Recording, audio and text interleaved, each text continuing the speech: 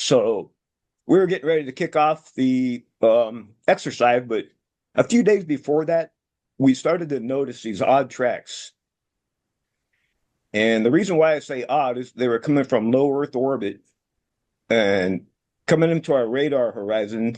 And I'm just going to put out a number because it's already out there, 80,000 feet.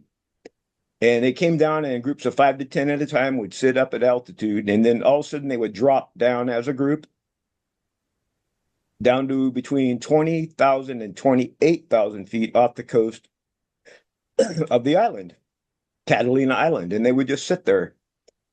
And then one by one, they would, individual objects would leave the larger group and they would transverse right through my operating area, Whiskey 291, which is right off the southwest coast of San Diego.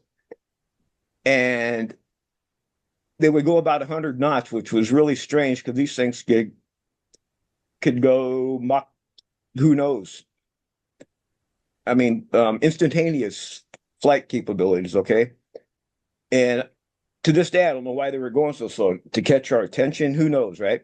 But the odd thing is, Jimmy, every single one of these contacts, and if you counted them all up over the course of 10 days, about 100 contacts, separate contacts. Wow. The weird thing is, every single one of them, to the best of my memory and knowledge, disappeared off my radar in the exact same spot in the sky. Wow. Which was about 60 miles north of Guadalupe Island off the coast of Mexico. We ended up canceling the exercise because there was an obvious safety of flight concern, and I convinced the captain that we had to stop the exercise, and I also convinced him that when we did launch, I was going to take one of the aircraft, cancel the training, go to real-world operations, and intercept the closest object to identify these things and to determine what they were. I had searched high and low for an answer. All the documentation, I had made calls back to the beach. Our data was going back to the beach, so anyone interested could see it on the data links in case there was someone back on the beach messing with my exercise, and we just got confused. Because I have to tell you, Jimmy, if we were out there doing a strike group exercise, it is illegal for anyone else to layer another exercise on top of my live exercise without me knowing. Because what's going to happen? I'm going to have strange objects in my sky and I'm controlling aircraft. There's going to be a midair. Yeah. Yeah. And then someone's going to ask, what the hell? Why was I so incurious? Right. So to this moment, I'm upset. If that's the case, I'm pretty upset about it still. But I refuse to believe that because the people that I serve with just don't do shit like that. You know, we've all trained and safety of flight is the number one concern. So I convinced Captain Smith to cancel the exercise. We intercepted the closest object with Fast Eagle 01 Commander Fravors flight. And I got to tell you, as soon as he got to the merge plot position, they were up about 20,000 feet. And we call it merge plot because on a two-dimensional radar display, you're seeing two pieces of symbology merge now.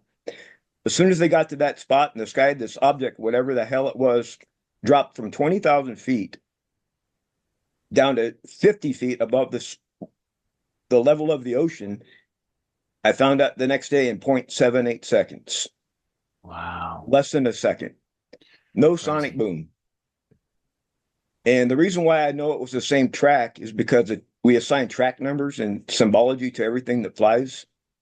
And that way, very quickly, Jimmy could walk into the room and realize who's who in the zoo, right? The reason why I know it's the same contact or object in the sky is because the track number remains the same. The computer tracked it the whole time, right? So anyway, Commander Fravor, being the guy he is, Top Gun grad and the whole 9 yards, thousands of hours in his flight book, he went chasing it down, of course, left his wingman up high, gets down to cold altitude with the thing, and all of a sudden it recognizes him. And I'll tell you why I say him, all right? This is an important point about this. This thing, whatever it was, turns on him, and they get into a dogfight, if you will. And up in the overhead speaker in combat, all of a sudden we hear, oh my God, I'm engaged. And you got to remember who this guy is, right? for him to Yeah. speak like that on the radio was pretty astonishing, right? Broke protocol. We don't normally talk that way on the radio, right? And the next thing I hear on the radio, I was over by the front table. I was briefing the leadership, right? Well, what the hell was going on, or doing the best I could, right? And all of a sudden over the radio, I hear my air controller saying, sir, you're not going to believe this, but that thing is now at your cap station. Wow. Now you have to understand, Jimmy, if I'm the aircraft carrier, right, and the threat's coming from where you are, right, I'm going to have stations set out in front of me with known combat air patrol stations to protect us from the inbound threat, right? And every one of these combat air patrol stations, we call them cap stations for short. They are pre-assigned, pre-briefed. Everyone before they launch knows where they're going, what their mission is, when they're coming home, the whole 9 yards. Whatever that thing was, there was 8 of them at the time, if I remember correctly. Whatever that thing was went to his assigned cap station.